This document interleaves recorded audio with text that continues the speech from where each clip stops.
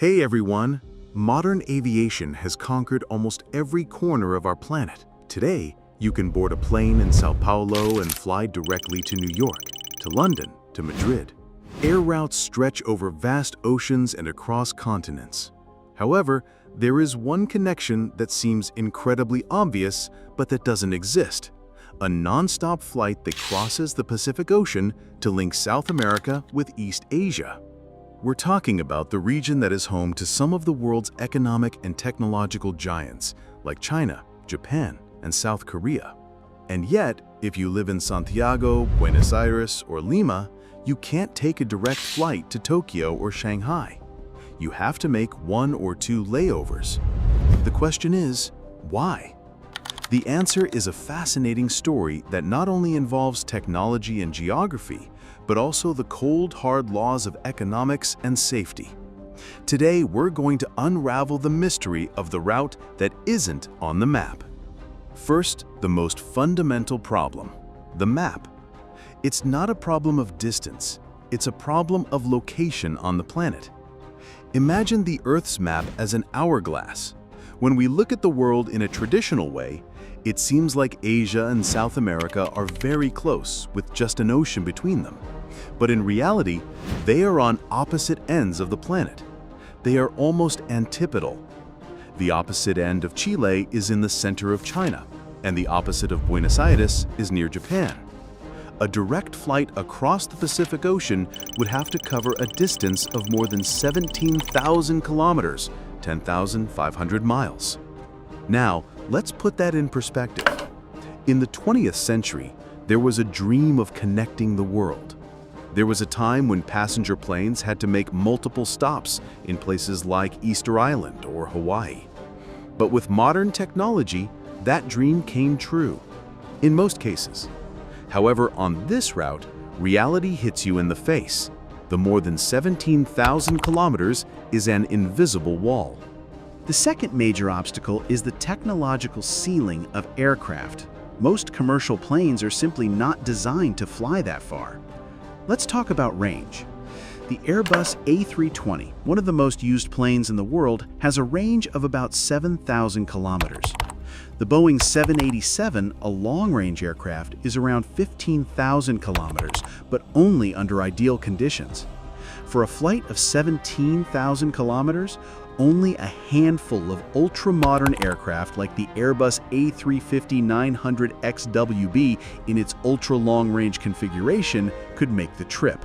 And having to rely on a single type of plane is a huge disadvantage. But technology alone is not enough. This is where safety comes into play. A key concept in aviation is the ETOPS, Extended Range Twin Engine Operational Performance Standards regulation. This regulation dictates how long a twin-engine plane can fly over water away from the nearest diversion airport. Air routes are designed so that if an engine fails, the plane can land at a safe runway within the allotted time, usually between 180 and 330 minutes. And the problem with the Pacific Ocean between South America and Asia is that it's a vast no-man's land with almost no islands or airports that meet safety standards. A direct flight over this area would violate any ETOPS regulation, making the route practically impossible and legally unviable. This is where the business logic comes into play, and it's the most important reason of all. Despite the enormous distance, if there were enough passenger demand, airlines would find a solution. But the reality is that the demand for a direct flight between South America and Asia is historically very low. Long-haul flights are only profitable when they fly at almost full capacity. Therefore, airlines have developed a hub-and-spoke model. It's more lucrative to sell a ticket from Sao Paulo to Tokyo with a layover at a connection hub like Miami, New York, or Madrid. At these hubs, passenger traffic from all over the continent is consolidated and a long-range flight is filled, making it much more profitable. The low demand doesn't justify risking billions on a direct flight. Polar flights have revolutionized aviation, but here, they don't solve the problem. Flying near the poles is one of the greatest feats of modern engineering, as flights between Asia and North America can shorten their journey by thousands of kilometers by following a Great Circle route. But for a flight between South America and Asia, this logic doesn't apply. The direct route doesn't pass over the North Pole or the South Pole. It's still a long flight over the ocean, which brings us back to the problems of range, safety, and cost. So, how is trade conducted between South America and East Asia? It is, and a lot of it. But the real bridge between these two regions is not in the sky, but on the sea.